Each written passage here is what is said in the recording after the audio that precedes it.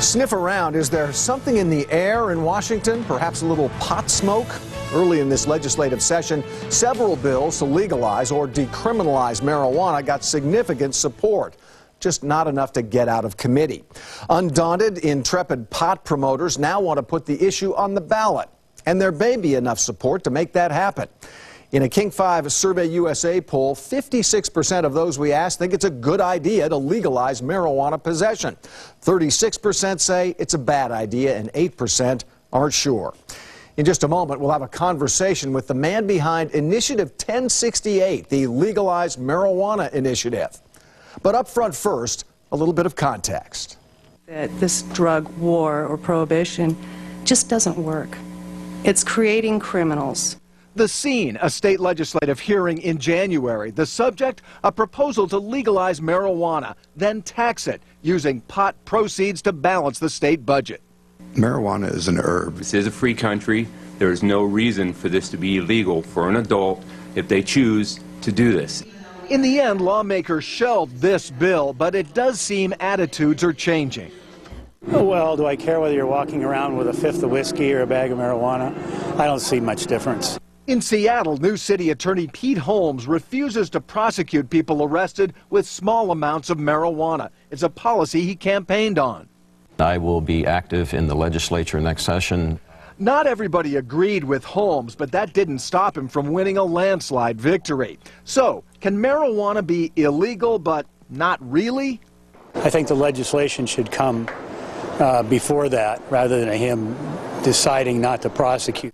Nowhere does the push to legalize marijuana seem further along than in California. Medical marijuana is readily available in the state, and there are even some so-called home depot superstores opening up, like this one, designed to help you grow your own. It's like walking into an IKEA and say, this is how I want my bedroom to look, this is how I want my grow room to look. In November, Californians will face a ballot measure that could legalize marijuana. So, could Washington voters face the same question on their ballots? Here, in part, is what Initiative 1068 says. This measure would remove state civil and criminal penalties for persons 18 years or older who cultivate, possess, transport, sell, or use marijuana. Restrictions and penalties for persons under 18 would be retained. King 5's Susanna Frame spoke with Douglas Hyatt, author of Initiative 1068.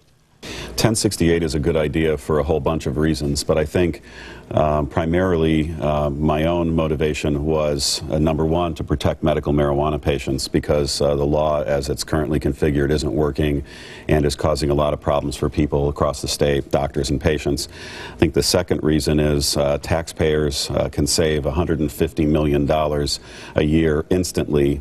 Savings would be instant and absolute the next year after we pass the initiative in November. The following year, you'd have $150 million in tax savings. I think that's very compelling for taxpayers. I also think that we have some of the finest farmers, well, we have the finest farmers in the world, and they are prohibited from growing hemp, which is an incredibly environmentally friendly crop that's, you know, self-sustaining, doesn't need pesticides, actually enriches the soil.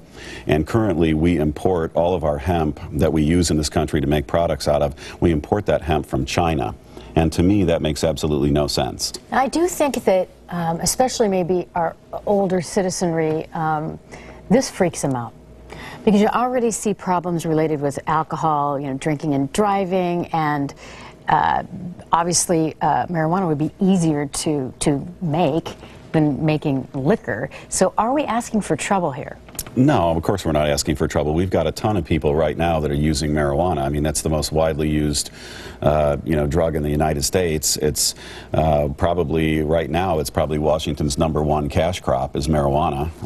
And I think we're not really looking for any trouble there. A certain percentage of people have trouble with alcohol, which is a much more powerful and dangerous drug than marijuana. I think education is the key to this. People need to realize that marijuana has been, you know, around for 3,000, 5,000 2,000 years. It's one of the safest substances ever known to man. There hasn't been a single death ever caused by it.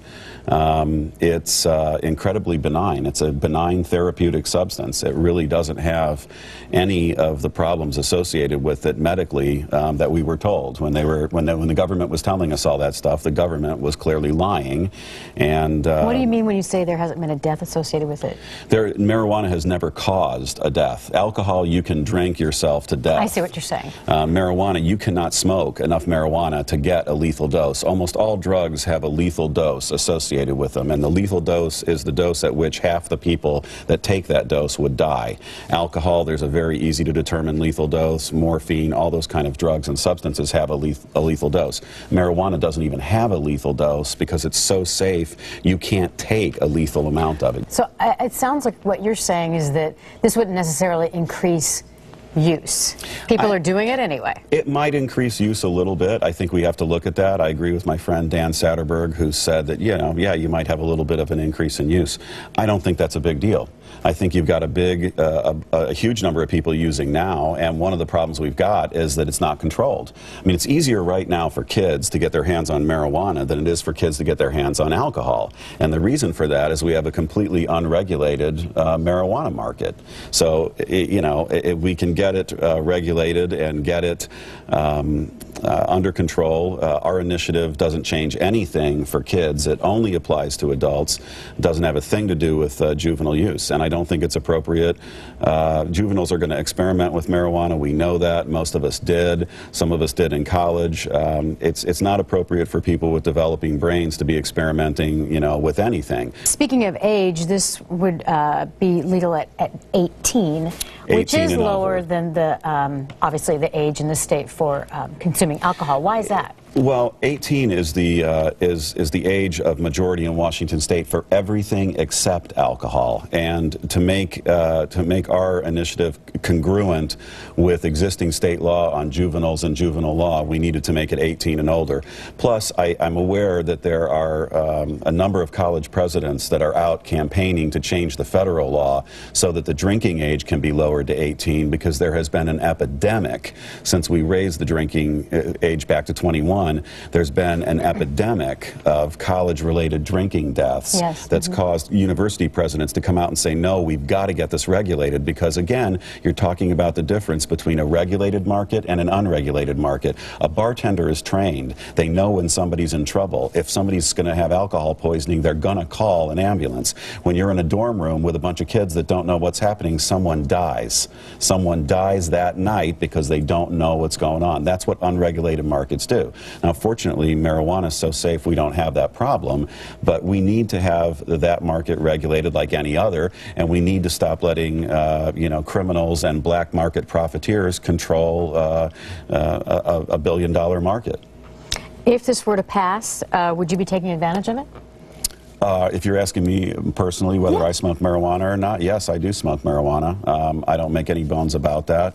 The thing that bothers me most about, you know, our country in general right now is an inability to tell the truth about anything. And I think people are fed up with that. I think they're also fed up with this partisan bickering over everything. And I think most people in the country would like to get back to pragmatic, let's work, let's do what works type of American values. That was Susanna Frame interviewing Douglas Hyatt. It is important to note the initiative does not currently have the roughly 300,000 signatures needed to get on the ballot. The deadline for those signatures is July 2nd. We're going to continue this discussion online. Legalize pot or not? What do you think of making it legal for 18-year-olds to grow it, possess it, sell it, and smoke it? Just type in king5.com/upfront and let us know.